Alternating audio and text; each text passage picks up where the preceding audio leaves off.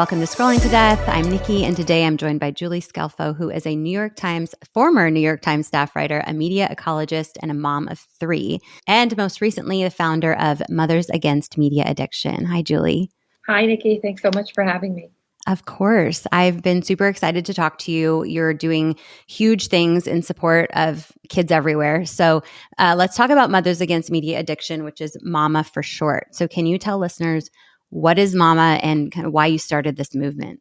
MAMA is a grassroots movement of parents fighting back against media addiction and creating a world where real-life experiences and interactions remain at the heart of a healthy childhood. Mm-hmm. As you mentioned, I'm a longtime journalist, and I began reporting on youth mental health maybe 20 years ago, and unfortunately did a lot of stories about suicide. A couple of years ago, we started seeing an increase in suicide rates among adolescents. And as I reported on this, I began to see that social media was playing a not insignificant role in shaping how young people experience their childhoods, their adolescence, their identities. Mm-hmm. And then flash forward a few years later, and suicide rates began increasing in tweens, which are children as young as 10. Yeah. And reporting that story really kind of shook me to my core as a parent. And I was like, what is going on? We can't keep letting this happen. And I realized we needed to do something. Yeah. My story is so similar to yours. And it was seeing the suicide rates and hearing the stories of the families who'd lost a child, normal kids, and they just made a bad choice, or were dealing with cyberbullying, or bought one pill off of Snapchat and it happened to be laced with fentanyl. And I just thought, if every parent knew these stories and these stats, they would surely make safer decisions around social media and screens and knowing that link. Years ago, when I was reporting a different story, I remember learning how, not all the products on the shelves are regulated. For example, at the time, I don't know the status now, but if you tried to buy a diet supplement or like a powder that goes in a shake, it isn't exactly regulated. It's not a food, it's not a drug, and somehow it falls in between. And when I go to the store, when most of us go to the store and we see something on the shelves, we kind of take for granted that it's safe. We live in a country where we have the government taking care of the food supply, monitoring the safety of our meat, monitoring the safety of automobiles on the street. And so I don't think it occurs to most parents that these products could possibly be that unsafe for their children. It's like, who would sell something that's dangerous for kids? And then when I learned how there are basically no regulations on social media companies right now, that they have complete immunity to promote whatever kind of content they want. And what they promote is whatever's stickiest, which unfortunately is often what's violent, what's, shocking, what's horrific. And, kids are getting addicted just like we adults are addicted. So that was something I agree with you. I think that for me personally, I needed to learn a lot because I didn't realize how little regulation there was, and I didn't realize how harmful they were. Yeah. And most parents don't. And you're right. Why would they provide products that they say are for 13-year-olds that are so harmful and addictive? It keeps me up at night sometimes to think about how we got here and how little most parents know about the harms. I would love to talk about your kids and kind of your approach with your family too, before we dive into some of the social media news and things like that. So how old are your kids right now? So I have 3 teenagers. They're 13, 16, and 18. Wow. And when my oldest son was born, there were no iPhones, and Mark Zuckerberg worked at a small company called the Facebook. And by the time my middle son was in pre-K and I brought him to the elementary school, every single parent in my community was on Facebook, and they were inadvertently training their children to share everything online because they were that was when everybody, myself included, we started photographing our children all the time and sharing the photos. And by the time my third son now is in middle school, he's an 8th grader. He has a smartphone. He's not allowed to have TikTok, but I can't keep him from seeing TikToks because his friends send him TikToks. Snap has gone to these short reels. YouTube keeps going to shorter and shorter reels. So the type of media that really fractures their ability to develop an attention span, the type of media that trains them not to be patient. It says if you're even bored for the slightest second, you could swipe right and there's always something else. I can't stop that from infiltrating his life. So these are things that affect us all as individuals in our own families and as a society. Yeah. And I think I have this dream of just protecting them from all of this and keeping them off of all social media. My kids are 8 and under, so I have time. But reality is going to hit, and I'm going to have to let them access some things, or they're going to see it through their friends, just like you said. And you mentioned TikTok. Is TikTok like a no-go for your kids? Like you just try to avoid it? I try to make it a no-go, but like I said, I cannot stop it because even if they're just texting, their friends send them TikToks. And a lot of parents are not aware of what their children are seeing, and their children are seeing and have access to content that's just not appropriate for children. I actually don't want to protect my kids from everything. I feel like, I recognize that part of growing up is seeing difficult things, coming to terms with the realities of life. But at the same time, I think we as a society have evolved to the point that we recognize children are not adults. They should not have to deal with all the things that adults do. And it's not appropriate for children to sort of learn about fetish sex. It's not appropriate for children to see horrific images of dead bodies. And yet there is absolutely nothing on the internet from stopping them from having access to that kind of information. So, I mean, when I started this, I kept thinking, oh, are people going to think I'm like Tipper Gore? Remember when Tipper Gore was trying to ban, she wasn't trying to ban music with bad lyrics, but she was trying to get labels on them. And I'm like, if my kids want to hear Prince, I will buy them the CDs and I will play it for them. And I accept that at some point in their high school year, someone's going to show them pornography and they're going to have that experience. I'm just trying to stop them from being subjected to all the worst lyrics before they're even 10 years old. I'm trying to prevent us from mainlining pornography and inappropriate images to prepubescent children. Not cool. No. And there's a difference between, restricting them from everything as long as possible, but then like starting to introduce things, but having those open conversations about it. And you mentioned pornography. I think average age, and this is difficult to measure because it's self-reported, but average age right now is about 10 years old on seeing pornography because they're seeing it, whether it's on their own device or on their friends' devices on the school bus or wherever it may be. Yeah, they're going to see it. So we have to have these conversations with them so that they know we are the safe space to come to when they do see it, if they do have questions. But also, I'm kind of pissed off at these social media companies for addicting our kids. I'm angry too. And all parents should be angry. I mean, when you find out how this works and what they're doing, they're absolutely exploiting human emotion for profit. And they're addicting us. And, at least we're adults. But it's just uncool to do that to kids. And we don't let our kids gamble. Nobody thinks it's okay for our kids to go to Vegas and pull up to the slot machine and just sit there for 12 hours. Right. But that's what happened. We're seeing our kids on personal devices on screens for 10 plus hours a day in some cases. That's like a full-time job all week. It's replacing, as Jonathan Haidt has written about so beautifully, it's all the time on screens is displacing critical interpersonal interaction that they need. Yeah. And these companies, they did a good job studying our kids' brains and creating a product to give them intermittent reinforcement and addiction. I think one quote was like, teenage brains turned out to be pretty easy to manipulate, was one of the discovery documents from Meta. How are you guys at Mama reaching as many parents as possible? Because I share a lot of these stories on my platform and a lot of stories of the harms and the research and all of that. And I'm trying to reach as many parents as possible. And a lot of parents are open to it and saying, wow, I didn't know this. I'm going to show my kids these videos, or I'm going to make some different decisions in my home.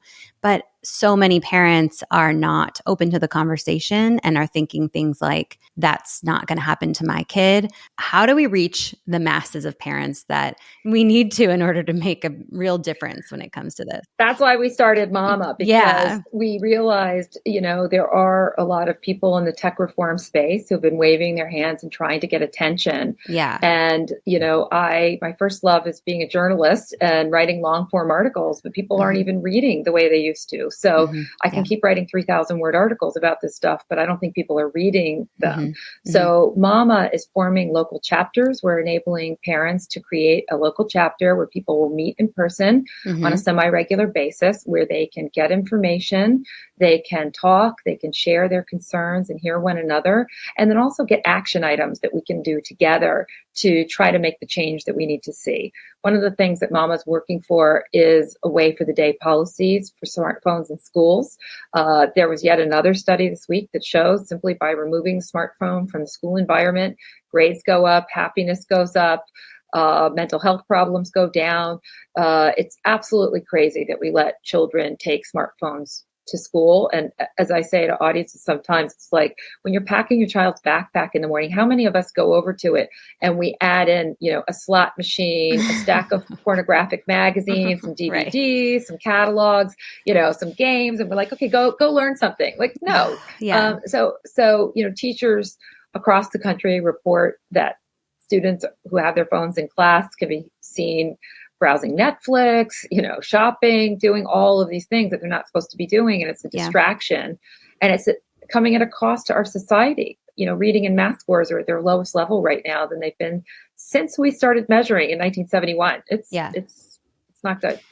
Yeah. And I had just got done interviewing dozens of teachers across the country. And every time I talked to a teacher, they came up with a different way to say, I have to be an entertainer, not an educator. I could be up there juggling chainsaws on fire. It can be frustrating because even I sat in an online safety meeting at my school 3 days ago, and I asked the principal, like, what's our smartphone policy? And it's just Lucy, they have to be away. But then every teacher has to implement it. And then the teacher is the bad guy, which is a difficult thing to be, have this relationship with a student. So in your eyes and in your experience, what are you seeing as the ideal way to keep phones actually away during the school day? Part of what needs to happen here is we have to back up and look at the bigger picture of what's happening in our children's lives and in our society. We're called Mothers Against Media Addiction. We're not mothers against smartphone addiction or mothers against social media. We as a society are addicted to media, and we have screens everywhere now. We put them in every room of our homes. We put them in our bedrooms. We put them in restaurants, in elevators, in cars. And this idea that the human brain needs to be entertained all the time is ridiculous. And because we are constantly stimulated, we're also seeing an increase in children who are overstimulated, who have attention issues. And I think we all need to step back and say, okay, maybe we can slow things down. Tech isn't bad. Tech can be helpful. Tech can be fun. But maybe a screen is not appropriate for every single situation. So that's the first step, is sort of stepping back. And the next step, I think, is for parents to really reconsider giving their children smart devices. I live in New York City. My children travel on the subway alone. I would like to be in touch with them, but I recognize I don't have to be in touch with them. In case of an emergency, there are police officers everywhere. There's MTA workers. There are lots of adults and strangers. They could always ask for help. The idea that we need to be in constant contact with our children is misguided. And it's also harmful because it creates a sense of fear in them that they don't need to have. Yeah. So if you absolutely need to have your child, I completely regret not starting with flip phones for my children. I think starting with flip phones is a great way that if you must, you feel that you must be connected to your child, or you want them to be able to reach you. Giving them a flip phone enables them to call you, enables them to text, but it doesn't give them access to the whole internet and the whole world, which means strangers can't contact them. They can't be sextorted. They can't, be harassed. And they can't see inappropriate content. So I think backing up and making those big picture changes is really a good first step. And I think we can all have a better understanding now that full-blown smartphones like an iPhone and an Android were created for adults. And now we're trying to backtrack and make them safe for children, but it's just difficult to do that. So luckily now parents have other options like old flip phones or dumb phones or bark phones and things like that. So we have lots of options. And I agree that should be the number one choice. An iPhone shouldn't even be an option, in my opinion, for that first phone. Again, I don't ever want to make parents feel badly or shame them. No. Because there is no parenting mistake I haven't made at least 3 times over. Okay. So let's be clear about that. Yeah. But when I gave my kids a smartphone and allowed them, my oldest, for example, to join Instagram so he could stay in touch with his cousins who lived in other states, I didn't really think it through. And I didn't realize what it would mean when his cousin, who was just 2 years older, got to high school before he did, went through puberty before he did. Her friends started posting bikini pictures, drinking photos, all of that stuff. And, social media just opens up the whole world to them. And it's too much for kids sometimes. And so really setting healthier boundaries, I think is a great idea. Yeah. And letting kids be kids for as long as possible, because you hear all the time the quote, like, when you give a kid a smartphone, you take away their childhood, things like that. And I believe in that. And I wanted to jump back to TikTok really quick. So TikTok has been in the news this week, and you mentioned it's one of those platforms that you would prefer your children not spend time on. The big news this week was President Biden signed a new law which requires the Chinese company that owns TikTok to either sell the app to an American company or we will ban it from our app stores. So I'd love your thoughts on this new legislation. How do you feel about it? Really glad that our legislators have begun to pay such close attention to what's happening and the scourge of media addiction and the harms of social media. And we're certainly open to a number of different solutions. At the same time, for any policy to be effective, it has to withstand First Amendment scrutiny. And so that's why we've been very supportive of the Age Appropriate Design Code, which instead of just addressing a single platform, it implements design reforms and additional protections for young people right from the start. It addresses the underlying harms, not just banning a platform outright. Because if you ban TikTok on Wednesday, on Thursday, somebody's going to introduce TokTok. It's just right. These developers can come out with products, very quickly. And we've seen just how fast and easy it is for something to become popular, for something to fall out of favor. So what we need to do is have proper safeguards in the system so that, the Age Appropriate Design Code, for example, which goes by the Kids Code, it's based on existing law in the UK that creates a duty of care to social media companies to design their platforms in a way that's safest for kids. So, for example, all the settings are on maximum privacy, not minimum privacy. Okay. Parents have a choice. If you're, Kim Kardashian and you want your children to be able to be contacted by anyone, you can go in and you can make it public. But for most of us, regular folks, when we set up an account for our kids, it gives them the maximum privacy, the maximum safety. Okay. So we think solutions like that are the way to go. And can they adjust their own privacy settings at that point, or the parent has to control that? This is where it gets so complicated, right? Because certainly all of the products on the market now say there's parental controls. But I can tell you that, a few years ago, one of my children, who I will not name because he would be embarrassed, but he was so addicted to social media that he overrode the parent limits for 6 hours using the 1 more minute function. And I mean, can you imagine how many times every minute for 6 hours? And I thought this was crazy. And as a journalist, I'm like, okay, how do I turn off 1 more minute? So I researched it, and you can do this too. If you look online, you will find hundreds, if not thousands, of comments from parents whose children have done the same thing, begging Apple to turn off this function. Why won't Apple turn off this function? The parent controls don't really work. So we need changes at the product level. We need changes at the app level. And we need for the design of these platforms to be required to operate with kids in mind. Does the Age Appropriate Design Code, does it remove the algorithms for children? I have been looking at so many different pieces of legislation in the last week. I'm forgetting for a second. Yeah, this is just one of those that I'm not as familiar with. I hear a lot about COSA and things like that. Well, so COSA is a federal law, the Kids Online Safety Act, which we're very supportive. It has 67 tripartisan co-sponsors. It's Republicans, Democrats, and an independent. I don't know why COSA hasn't passed yet, but I'd really like to see it passed quickly. We're supportive of COPPA 2.0. COPPA is the Child Online Privacy Protection Act. And that years ago, when it passed, lobbyists convinced the legislators to make it only apply to children 13 and under, when originally they wanted it to be 16 and under. So updating it would just bring the date a little higher, which we absolutely should do.